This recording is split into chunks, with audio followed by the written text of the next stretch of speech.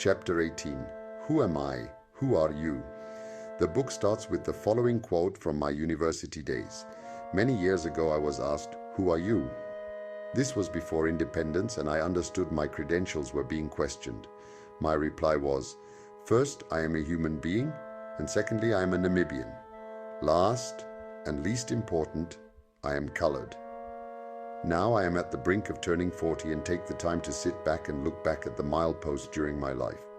It is also the time to look forward to the end of my days and consider where I have gone wrong and perhaps where I have made a meaningful difference. It is most definitely like sitting in an armchair and contemplating in order to understand itself and mentally grasp its own activity, that of the mind. After all, to be able to look back upon one's life in satisfaction is to live twice. So in this chapter, I must also address mistakes that I have made in my feeble attempts at contributing to the nationhood of our beloved land. I have thought it unimportant where my family comes from, what their cultures and beliefs were, and often thought these were to be considered and ultimately rejected as part of their living in a past dominated by the racial classification given by the system of apartheid. Who I am is not dictated by our external environment, but rather by the internal. As humans, we tend to blame our culture, society, government, employers, and even our own families for things that goes wrong, but rarely give them credit for our achievements. As time has passed, I have gone from reading science fiction to more biographies on the historical figures in our history. Imagine my surprise when I found out that Benjamin Franklin had already added a thought for the month in his Poor Richard's Almanac and written advice to a newly establishing tradesman. Reading through these biographies and accessing their quotes has made a dramatic impact on my life. Throughout this book, I have often put forward an argument to find that a similar proposal has been done by great men before me. I was not the first and hopefully not the last to have these great expectations form the human race. Therefore, as a tribute to the wisdom of the past, add some of them as part of the annex for your enjoyment. So to this, the last chapter, I address myself to the words of Albert Einstein. He who cherishes the values of culture cannot fail to be a pacifist. My grandfather was a cattle thief. My family on my father's side is part of the Plachis clan. The family, like that of my mother's, originally came from the Cape. They have stayed in Windhoek for 3 generations, and we have a number of relatives throughout southern Africa, most of them staying in a coastal town. My grandmother was staying in Walvis Bay at the time of his birth, and this has led to many interesting stories I tell of our family. My favorite must be the story of my grandfather in the time of the British colony in Walvis Bay. Please, this is not a true story. In the late 1800s, my grandfather was a fisherman in Walvis Bay. It was already a British enclave, and the ships of various countries would often stop in the bay to replenish their supplies. As Walvis Bay is surrounded by desert, there was no farming of livestock. The visiting sailors were in need of fresh meat, so once a month my grandfather would report for the purpose of collecting stray cattle. He and his mates were provided with horses and a rifle each, and sent into the hinterland to find any cattle that were freely walking around. They succeeded most of the time and were thus able to provide fresh meat for the sailors and their own families, while also able to supplement their income.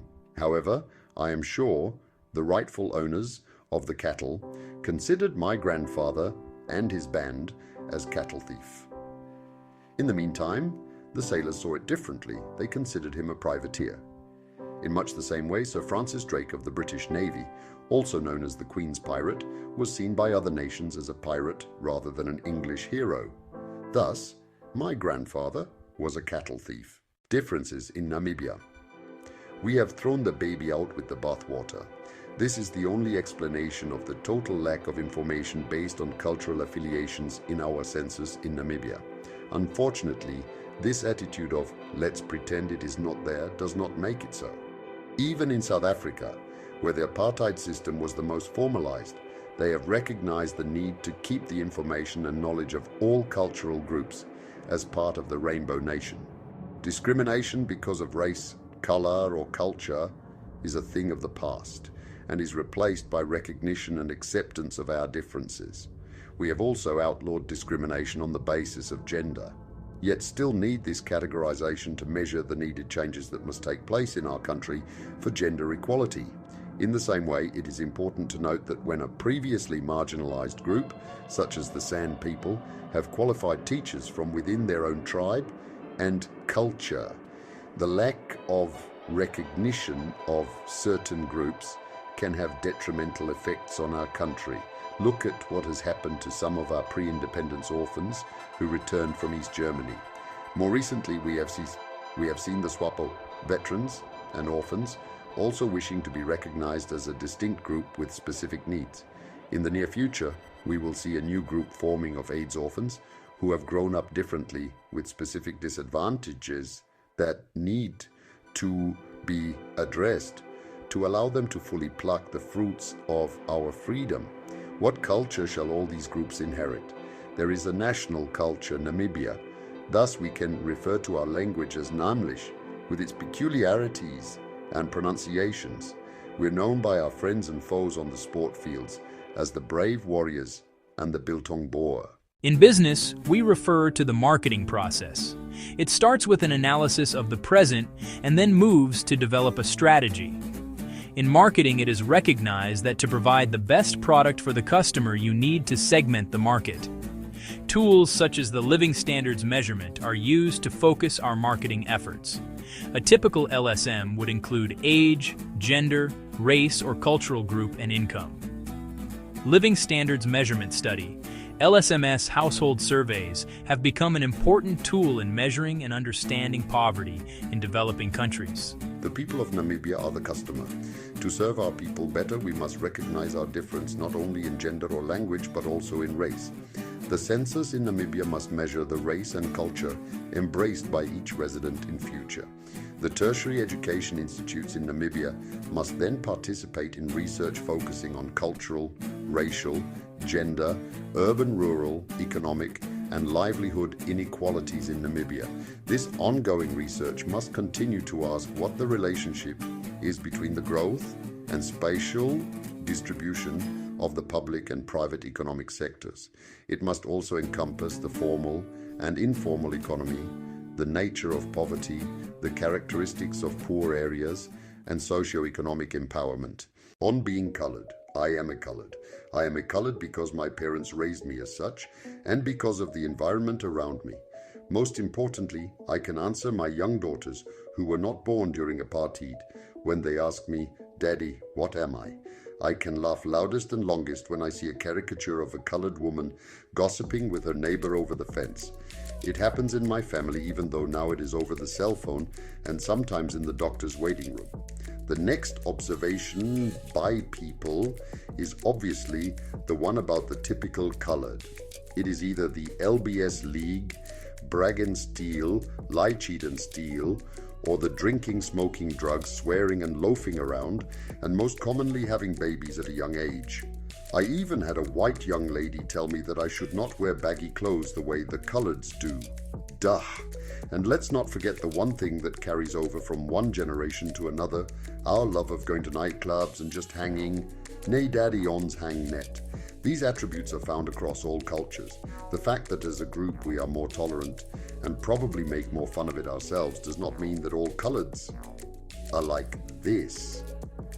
These are Hawaiian activities which are often brought about by the political, social, economical and technological environment, pest factors.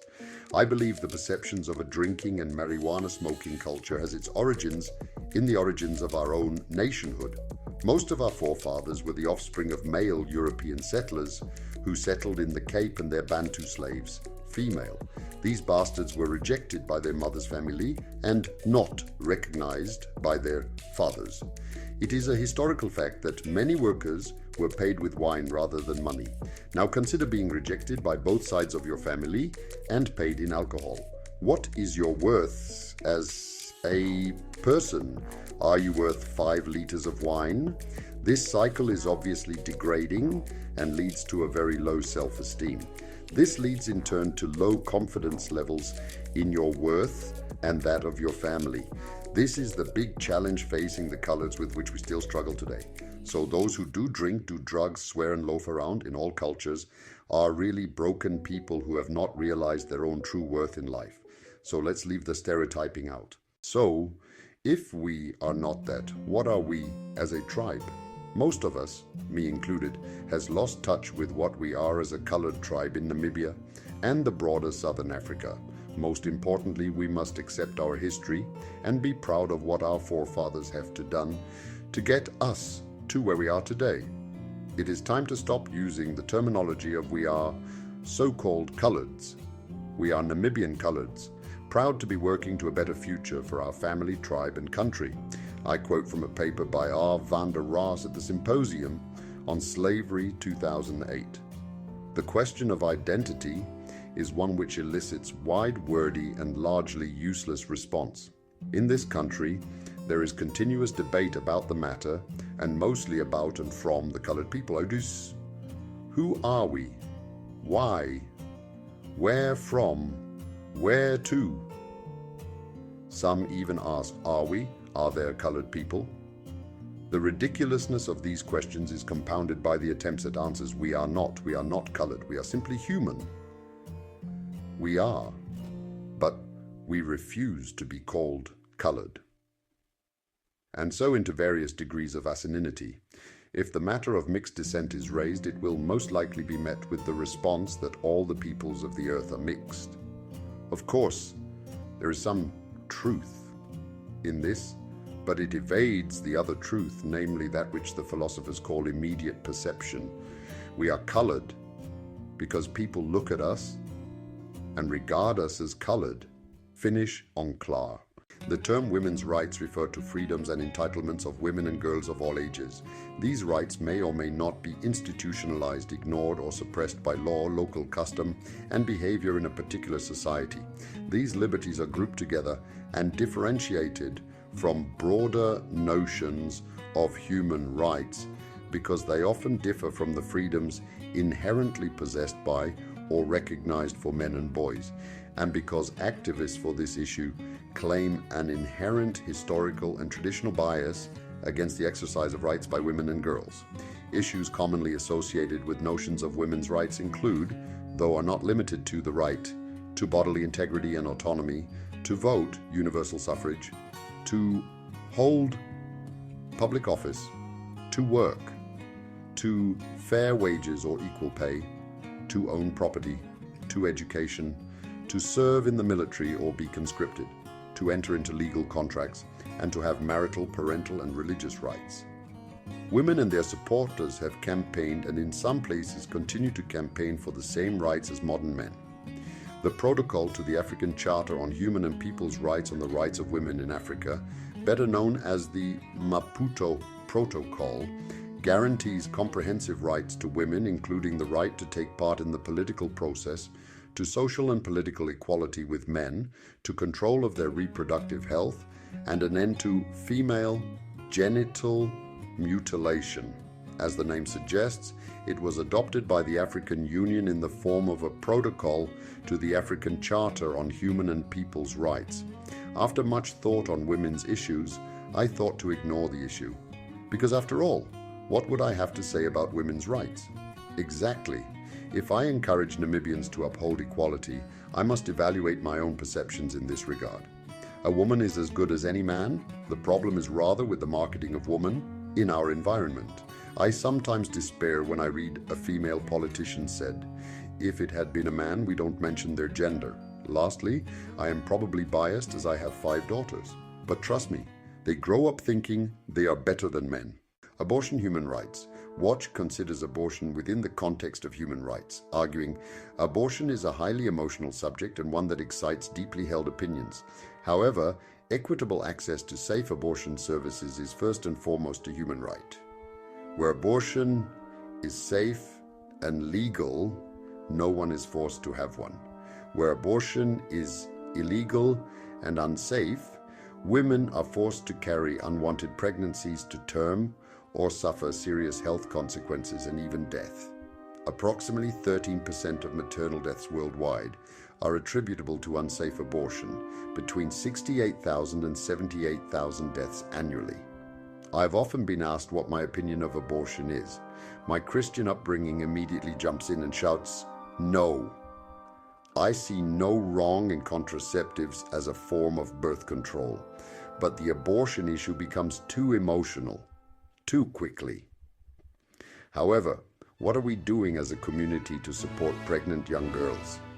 Is there a social safety net for unwed mothers who cannot or do not want this child? It is sad to hear of another case of infanticide, but I have never heard of the father also being held responsible. We need to, as a community, provide support structures through homes for unwed mothers or even drop-off points for unwanted children. Children's rights are the human rights of children, with particular attention to the rights of special protection and care afforded to the young, including their right to association with both biological parents, human identity, as well as the basic needs for food, universal state-paid education, healthcare, and criminal laws appropriate for the age and development of the child. Interpretations of children's rights range from allowing children the capacity for autonomous action to the enforcement of children being physically, mentally, and emotionally free from abuse, though what constitutes abuse is a matter of debate. Other definitions include the rights to care and nurturing. The field of children's rights spans the fields of law, politics, religion, and morality. The United Nations adopted the Convention on the Rights of the Child on 20th November 1989. The Convention defines a child as any human being under the age of 18 unless an earlier age of majority is attained, recognized under the law applicable to the child. The Convention makes it very clear that children have rights and that those rights are human rights. Children can no longer be considered as adult possessions or mere objects of their actions, but are internationally acknowledged as autonomous subjects of rights. Children's rights are not just promises. They are inalienable rights that children can claim in source of all.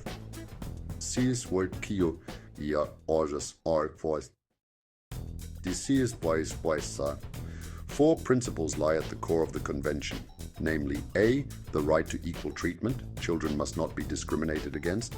B, the priority of the well-being and best interest of the child in family and in society. C, the right to life and development, meaning access to medical treatment, education, protection from exploitation, etc. And D, respect of the child's opinion.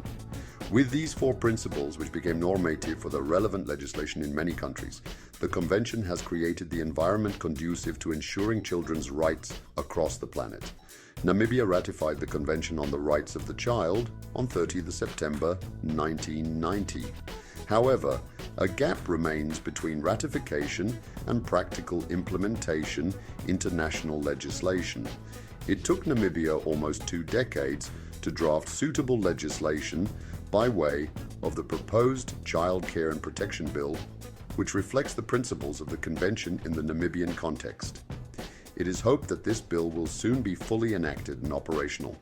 In Namibia, too many adults forget that they were arguing for rights for all Namibians, and that includes our children.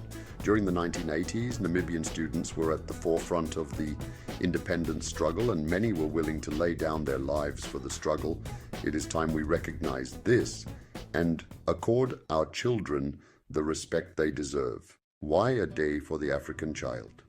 Many years ago, we are told the dark continent had theocracy. These days we are told the dark continent needs democracy. Many years ago, so it seems, colonialism was the order of the day these years. So it seems everything is quite okay. Many years ago I can tell the young were politically aware. These days I can tell the young are economically all there. Many years ago I can hope having children was being wealthy. These days I can hope all our children will be healthy. Why thus hold a day for African child? Is it to remind the youth of our past to show how apartheid had us riled, even if they guns at us did blast? Today we wait for another eruption because of continued corruption, reminding us why we did defy. The young do not believe the lie. Rights of the elderly. Older people are the custodians of our traditions, our heritage, and our cultures. They reflect our past and are the mirrors of our future. They have the right to a healthy, productive life, to live in a caring environment, and to be treated with respect. Loss of respect for the elderly. We are all going to grow old.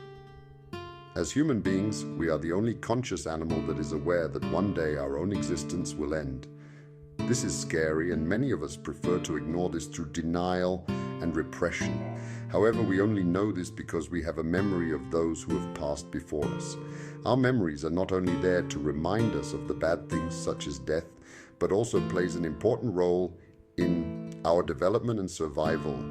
In the wild, it is the old wily kudu who lives the longest because he has learned from experience and retains the memories. In all cultures, the history of a tribe, as well as the memories of past calamities, was preserved only in the minds of the old people. Thus, it was important before the written word for all cultures to remember and pass on the knowledge of life-saving information. The young thus stayed within close proximity to their elders and made effort to look after them in their old age. This is also one of the important foundations in worship of the forefathers. Earlier than in other cultures, Europeans' memories have been passed on to the next through the written word. This has been an important reason for their world dominance. The less reliance needed on the old led in turn to smaller family units and inevitably accumulation of power and wealth in the hands of the few. It also led to younger family members being able to hold their elders to account for their past actions and decisions. As the various cultures throughout the world have become civilized, they have gained the knowledge of the existing written word, mostly from the Bible, and often lost their own culture and memories before it is preserved in a written form. However, since the advent of the World Wide Web in 1994, more and more of our memories, and thus our past, are available to all. And to add injury to insult, it is the young who are able to access the web the easiest. With this vast library of information available at their fingertips, it's becoming easier for the young to judge their elders. Our elders have lost the advantage of being the memory banks of our culture and history. In a similar vein, earlier communication between the generations occurred at night after the evening meal. During the storytelling, imparting of past wisdoms, the young were to be seen, not heard. This was an important gesture of respect for the old and a way of ensuring your own survival if you should get into an unfamiliar and deadly situation. Our modern technology now means we all have cellular telephones. However, it is often the younger person doing the calling. The purpose is often still the same: to get something, whether information or to request money. Now they cut the elder short during the normal greetings, a sign of respect, because my credit is going to run out, so listen quickly. We need a law to protect our elderly. Such a law must include the right of older persons to live safely and without fear of abuse, the assumption that older persons are competent to make informed choices and decisions about their lives, the right of older persons to be treated fairly and be valued independently of their economic contribution, and the right of older persons to have access to employment, health, welfare, transportation, social assistance, and other support systems without regard to economic status. The law must also provide a mechanism to punish abuse of the elderly. Freedom flight. An eagle soars the sky, floating high above the earth. He looks down on tiny specks of life. He knows not what they think, cares not, cause he is free. Yet in life all this is a lie, for even from our birth we are living lives filled with strife, caring only for ourselves, never others, all wishing to be free. But all of you I'll defy, as I too am free, soaring never captive. Yet one day I'll be no more, and who'll remember? Integration. While preparing this book, I often alluded to the change in my thinking that was occurring as I was putting pen to paper.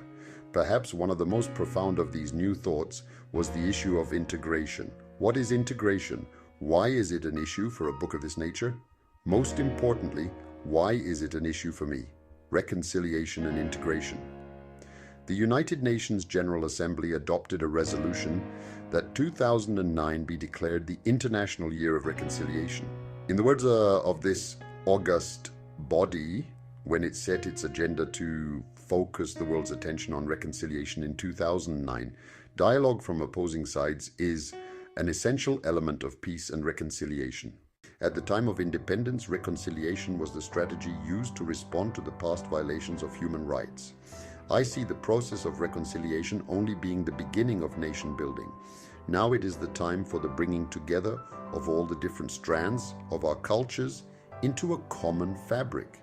Just as in a carpet one can still recognize the various individual colors, so we too need to recognize our historical and cultural backgrounds to appreciate the entire design of our nationhood. Levels of integration. The dictionary states that integration, from the Latin integer, meaning whole or entire, generally means combining parts so that they work together or form a whole. In my own mind, I find it difficult to integrate who I am, what I am, where I am, and what I wish to become. To this end, I have separated integration and its application, not again, into the following levels: personal acceptance, marriage, local, national, regional, international. Personal acceptance. In psychology and motivational talks, we often refer to the 3 concentric circles that a person is made up of. In the innermost circle, we refer to our own psyche or personality. Here we have the ability to change what we desire without any thought to others. Things like giving up smoking or a preference for the color blue. In the second circle are the things in the immediate vicinity we can change or influence. These are often environmental factors, such as air conditioning, or dependent factors, such as the behavior of our children or pets that require our care. In the outer circle are those external factors that we cannot change or alter. These are the issues such as the price of fuel, inflation rates, or whether my ex-wife has a new boyfriend I detest. I know not. There are 4 kinds of knowing. Knowing you know not knowing you know, and not knowing you know not. Let's look at each one and what it means. Knowing you know. This is what we consider our education and training. Knowing you know not. This is what we want to learn. Not knowing you know. This refers to information you have gained, but are not aware of using in your life, often recognized as trivia. Not knowing you know not. This is the area you need to find out more about. Around 20 years ago, I realized that due to the place and time I grew up in, I had been kept in the dark about many things. Censorship. This was especially clear when it came to religion, or as it is also known, metaphysics. Below a list of things I did not know when I was 20. Maybe you might find it useful.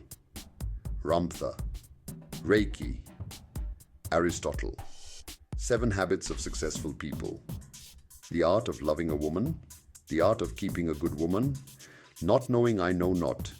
Perhaps you know something I don't know. As an aside, I often note that people spend 80% talking about those things in the outermost circle. These are factors beyond our control, yet take up most of our time. No wonder many of us are frustrated when we feel we cannot make a difference. Marriage. As a divorcee that was married for 10 years, I can understand the difficult task of integrating 2 people's lives, and more importantly, their future dreams. For myself, I was not willing to give up my dreams and plans because my wife wanted to be married to a civil servant with an 8-to-5 job. Integration in marriage thus means not only loving each other, but more importantly, understanding that this is a legal partnership that should be able to achieve more than the individuals concerned would do on their own. By local integration, I am referring to the relationship we have directly with one another as individuals within a specific community. This is also at the level where the differences in our culture, morals, religious views and methods of thinking differ. Many of the problems we have around the world can be traced to the inability to integrate people with these types of differences into a community or even a nation. For example, Palestine, Israel, Irish Catholic Protestant, Muslim Shia Sunni, etc. National integration. National integration refers to the lump sum of all of us as citizens of a specific country. It is the pride we have when singing the national anthem, our support to the members of our national sporting codes, or identifying with a Namibian that has done well on the world stage. The best way to illustrate this is, before independence I was colored, now I'm Namibian. Are Namibian coloreds a distinct cultural indigenous group?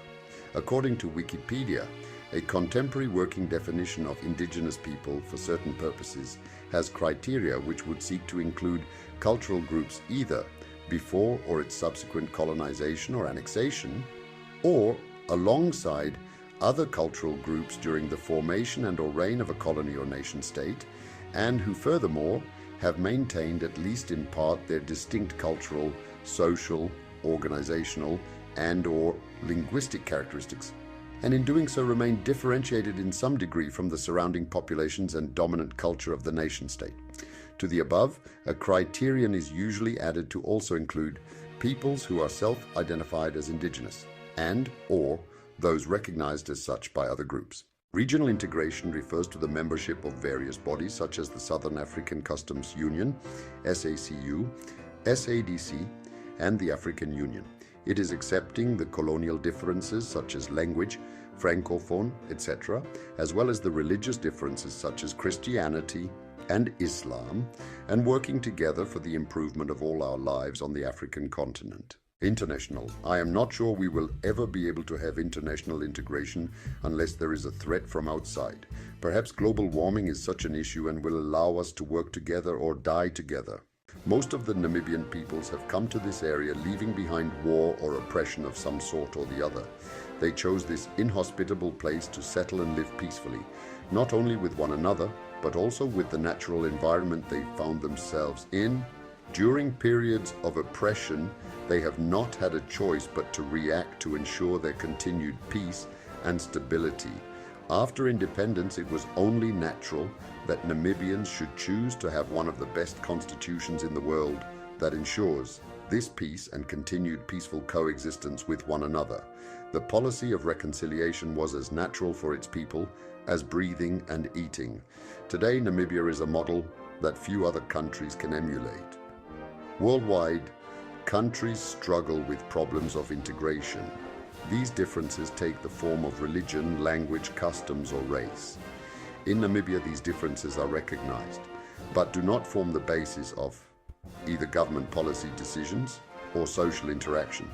As Namibians, we have a lot to offer the world, and more specifically, our neighbors in Southern Africa.